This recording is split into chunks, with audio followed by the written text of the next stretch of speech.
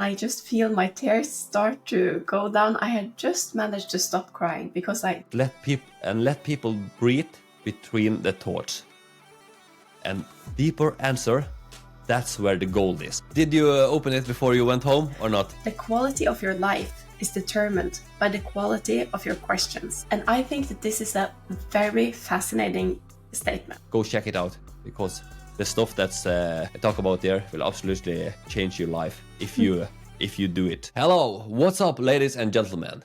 Today's episode is about how to ask profound question in conversation. Small talk feels silence, but deep questions feel souls. Today we're diving into how to ask powerful questions that spark connection, insight, and unforgettable conversation. Let's get started. And a great way to start to ask profound question is start with curiosity, not control. Enter the conversation to learn, not to impress, but be genuine interested. And that makes me think about Joe Rogan. He is an amazing speaker, and he is the biggest podcaster in the world, and he is genuine interested. He is very curious when he talk with his guest. He is good to listen, and he asks follow-up questions, and then he asks profound question so he can go deeper. And he is good to wait, to have a little pause, so the thing can sink in. So he's absolutely a guy I recommend you to study.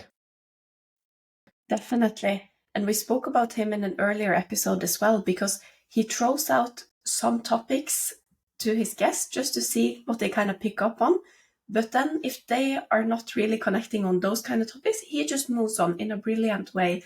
And I think that he always asks himself, what do I really want to understand about this person? He doesn't have a script that he follows or have to talk about. He just is genuinely interested in the person he's talking to. And I bet that everyone that is on his podcast feel extremely welcomed. He creates this amazing atmosphere around him because he is genuinely interested. He's also very present. You have to be present when you're talking to someone. People sense genuine interest and they sense your intentions. Another very important tip is to ask open-ended questions. If you ask questions that are closed, that someone can just answer yes or no to, the conversation can be finished very quickly. But if you go deeper and instead you ask, what part of that experience impacted you the most? Instead of just asking, did you like it? How was it? Like that. Profound questions invite to stories, emotion, and insight. If you use what and how more than you use why, you will most likely get better conversations. Being asked why is a bit judgmental. So you might feel like you don't want to answer so openly when someone asks you why. I hope that makes sense, because why is a bit judgmental. But if you go down to a more friendly tone and ask, how did you end up doing that? What was the reason you made that decision? That is invitation to a better conversation.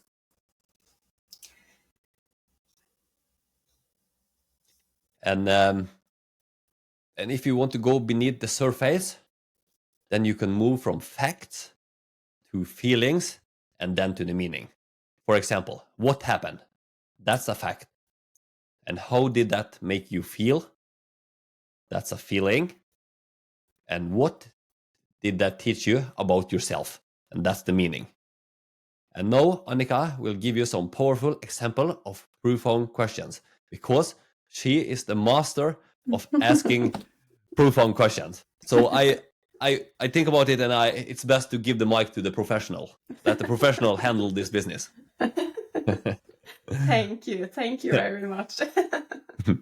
A very good one can be, what's something you believe now that you didn't 5 years ago?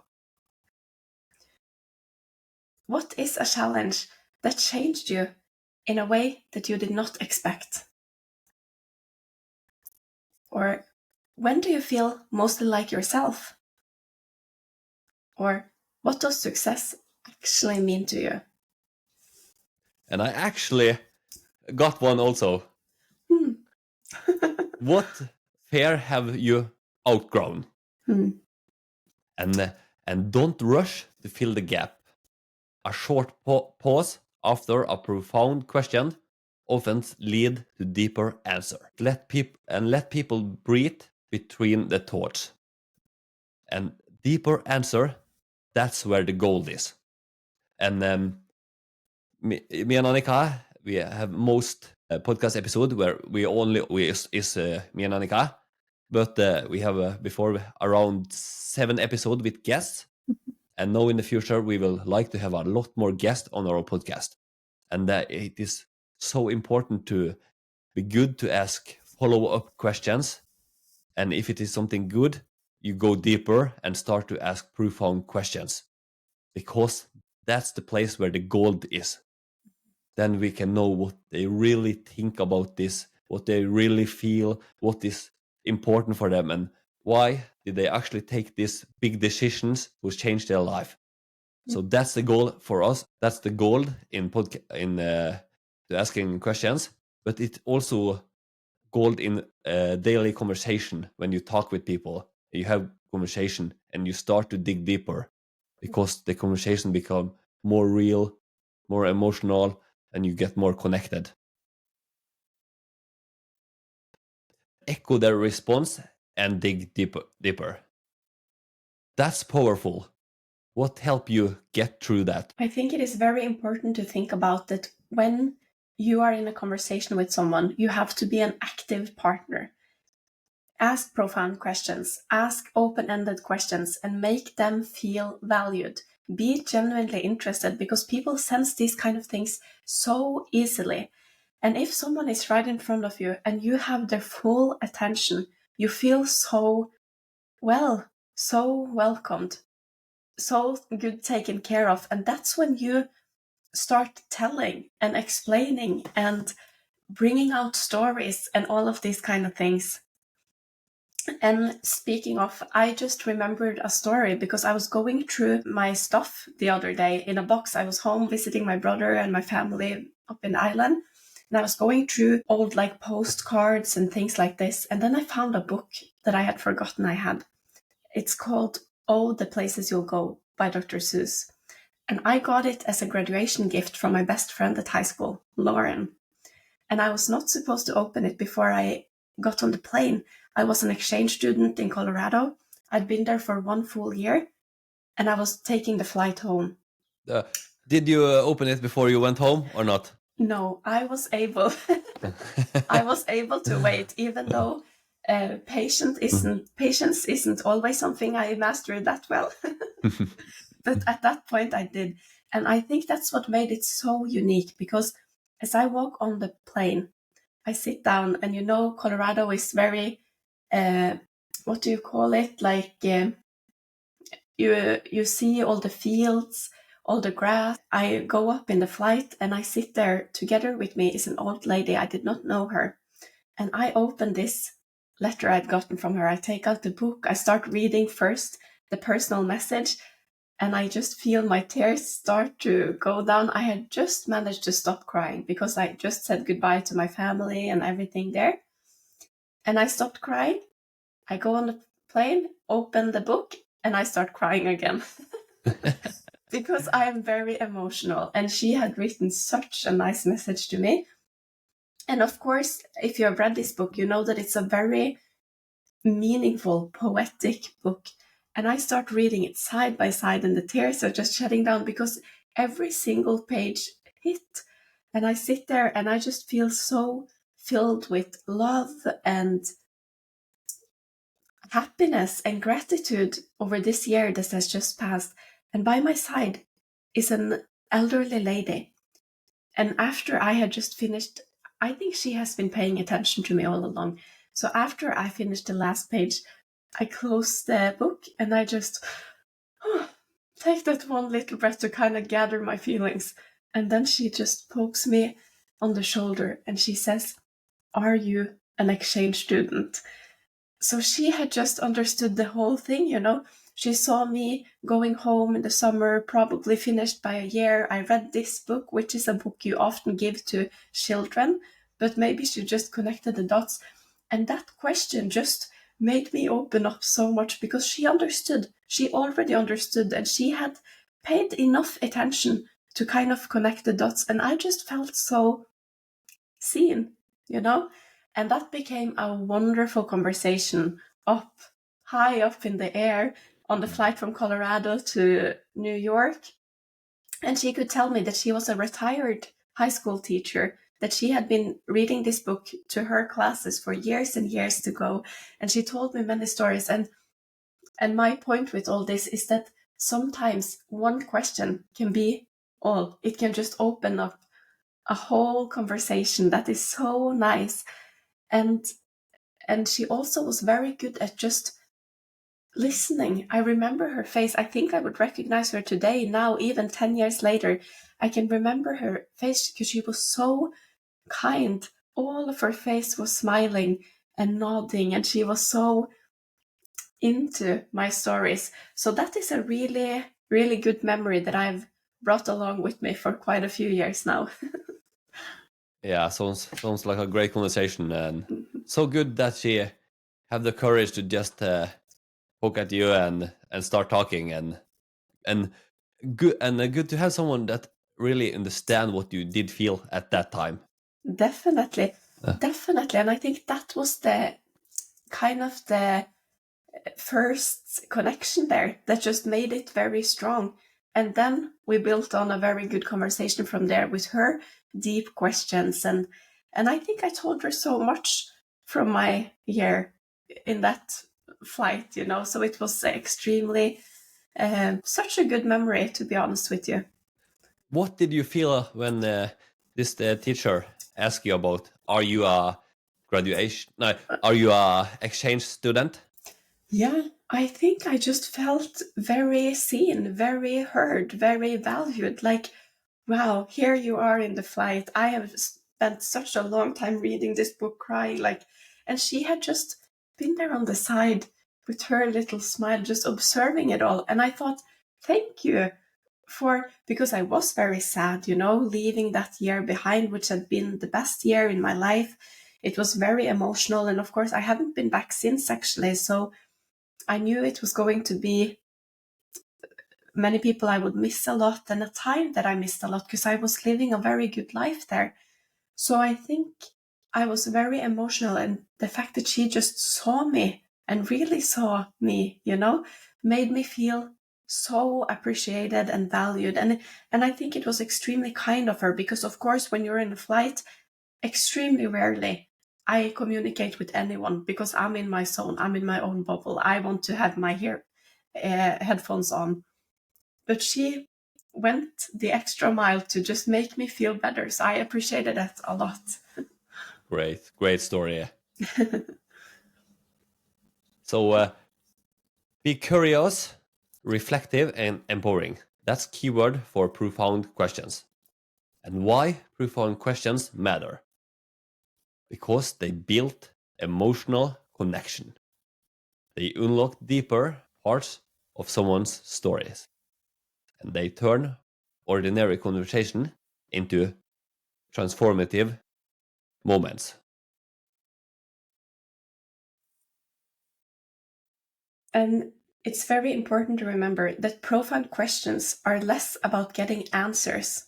They're actually more about unlocking understanding. And then we're back to the genuine interest. You have to ask with your heart, not just a strategy. Even though we tell you a bit of a strategy now to become better at it, the number one most important thing is always to ask with your heart. And I want to share a quote with you, which is from Tony Robbins. He is by any means one of the greatest of all times when it comes to motivational speaking, and a guru, really. And he says, the quality of your life is determined by the quality of your questions. And I think that this is a very fascinating statement because I have read it before in a different way. It was a Stoic reflection page that posted, the quality of your life is determined by the quality of your thoughts. But when he goes even further into this, because what you think about is often what you want to find out about the other person, which becomes your questions. So these two statements are a bit similar, as well as he goes even deeper into kind of pushing you into becoming a great communicator. Because if you go out in the world and you don't dare to ask anyone about anything, you will not find any answers. And I don't know, maybe you won't grow that much. Because I think that if you ask deep questions, profound questions, you ask them in a good way, you create good conversations, you are working on your personal growth because you have more courage, you work on your personal development, you start learning things from other people. Also, this will grow your relationships and even your leadership within you, because being genuinely interested in others means that you are a bit humble. You really want to understand. You're genuinely interested. These are great human qualities. And I often remember this quote. You said it to me, Joakim, that we have one mouth, but two ears. And that is for a reason. We are supposed to listen twice as much as we are supposed to speak. And if you ask very good questions, that person can go on for a long time and you can just sit there and listen and kind of connect the dots or get a better understanding of that person or from life. We have so much to learn from each other about life, about the big things in life. So be humble and ask deep questions, because that will for sure make you grow and make you become a better person. Absolutely. And about Tony Robbins, as Annika say, he is absolutely the GOAT about motivational speaking. And if you would like to check it out more, we did make 2 episodes about him, episode 24 and episode 25. The Awakening the Giant Within Part 1 and Awakening the Giant Within Part 2. 2 great episodes. And I read the book many, many years ago, and I used many months to take notes of the best thing from the book. And I have shared that in those 2 episodes. So if you are interested, go check it out, because the stuff that's I talk about there will absolutely change your life if you do it. Action steps. Mm-hmm. Definitely, that is a game changer, and it is curriculum for everyone. You have to look into these kind of things when working on your personal development, and those 2 episodes were a great summary of that book, because it would take a really long time for people to read the full book, but you gave them a very short summary of the main points, which is very valuable. Yeah, absolutely. Check out those, and if you like it more, get the book. Mm-hmm. Definitely. And I think that one of the most important things to remember as well is that we revealed in an earlier episode about communication that it is about connection. And when you ask profound questions, you connect more with the other person. And I've taken, of course, I am a social worker, so I have a bachelor's degree and a couple of specialities and some courses and stuff. And the main thing that always goes through here is that the kind of things that we've been talking about already, don't be judgmental, don't close the conversation, don't have assumptions. If I say to you, Joachim, yeah, I bet you've already done this today, it's kind of a bit rude to ask that question. So if you have a long story, maybe you won't even share it with me, because I'm not really open to hear it, because I already just assumed and maybe say it in a weird way, you know? So it's all about being humble, being real, being genuine, being friendly.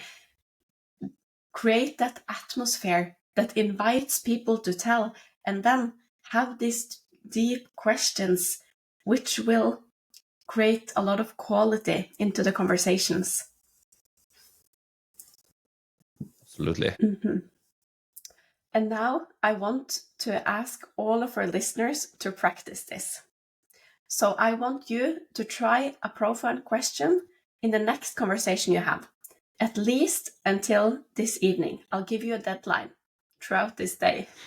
For example, you can ask, what's a moment that made you stronger? And listen genuinely to what they say.